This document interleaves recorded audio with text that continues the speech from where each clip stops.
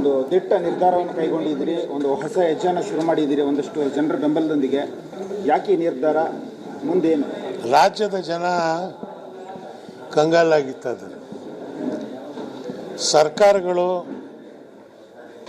ಕೆಲಸ ಮಾಡ್ತಾ ಇಲ್ಲ. ನಾನು ನೀನು ನಾನು ಅನ್ನುವಂಥ ಹೋರಾಟ.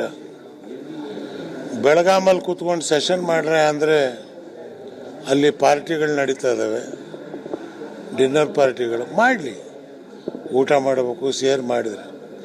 ಆದರೆ ನೀವು ಅಲ್ಲಿ ಚರ್ಚೆ ಮಾಡಿದ್ದೇನು ವಿಧಾನಸೌಧದಲ್ಲಿ? ಇದು ಹೀಗೆ ಹೋದರೆ ಕರ್ನಾಟಕ ಎರಡು ಭಾಗ ಹೋಗುತ್ತೆ. ಉತ್ತರ ಕರ್ನಾಟಕ, ಹೈದರಾಬಾದ್ ಕರ್ನಾಟಕ ನಮಗೆ ಬೇಕಾಗಿಲ್ಲ, ನಾವು ಬೇರೆ ಆಗ್ತೀವಿ ಅಂತ ಕೂಗು ಶುರುವಾಗಿದೆ. ಅದು ಆಗಬಾರ್ದು.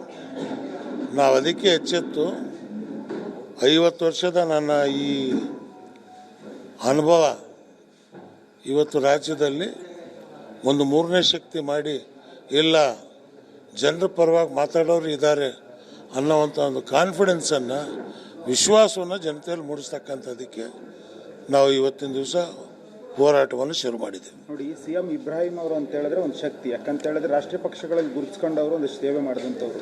ಸೊ ಎಲ್ಲ ಒಂದು ಕಡೆ ಅವರನ್ನು ಸರಿಯಾಗಿ ಪಕ್ಷಗಳು ಬಳಸ್ಕೊಳ್ಳಿಲ್ವಾ ಎನ್ನುವಂಥದ್ದಿದೆ. ಪಕ್ಷಗಳು ಬಳಸ್ಕೊಂಡಿದ್ದಲ್ಲ, ಎಷ್ಟು ಬೇಕೋ ಅಷ್ಟು ಬಳಸ್ಕೊಂಡ ಮೇಲೆ ಮಾಡಬೇಕಾದ್ ಮಾಡಲಿಲ್ಲ. ಉದಾಹರಣೆಗೆ ಈಗ 4% ರಿಸರ್ವೇಷನ್ ಇತ್ತು ಮುಸ್ಲಿಮ್ಸಿಗೆ, ಏನಾಯಿತು?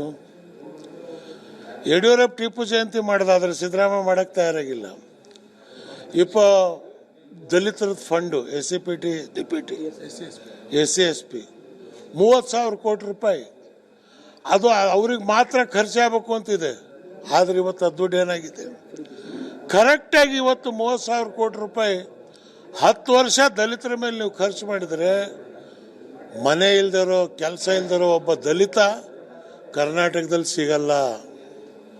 ಇವತ್ತು ರೈತರದ್ದು ಗೊಬ್ಬರ ಇದ್ದರೆ ಬೆಳೆ ಬಂದರೆ ರೇಟ್ ಇಲ್ಲ.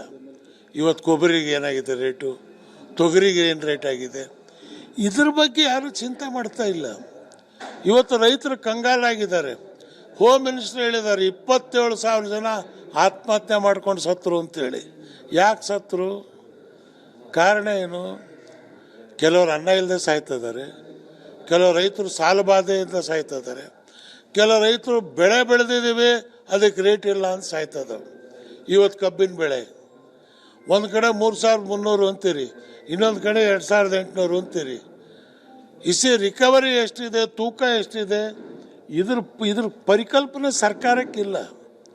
ಅಗ್ರಿಕಲ್ಚರ್ ಮಿನಿಸ್ಟ್ರಿಗೆ ಗೊತ್ತಾ ಒಂದು ಎಕರೆ ಕಬ್ಬು ಬೆಳೆಯೋಕೆ ಎಷ್ಟು ಖರ್ಚಾಗತ್ತೆ ಅಂತ? ಒಂದು ಎಕರೆಗೆ ತೊಗರಿ ಬೆಳೆಯೋಕೆ ಎಷ್ಟು ಖರ್ಚಾಗತ್ತೆ ಅಂತ ಗೊತ್ತಿದೆಯಾ?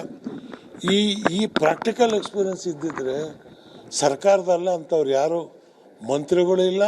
ಮಂತ್ರಿಗಳಾಗಬೇಕು, ಹೈಕಮಾಂಡ್ ಹೇಳಿದೆ ಆಗ್ಬಿಟ್ಟಿದ್ದಾರೆ. ನೋಡಿ,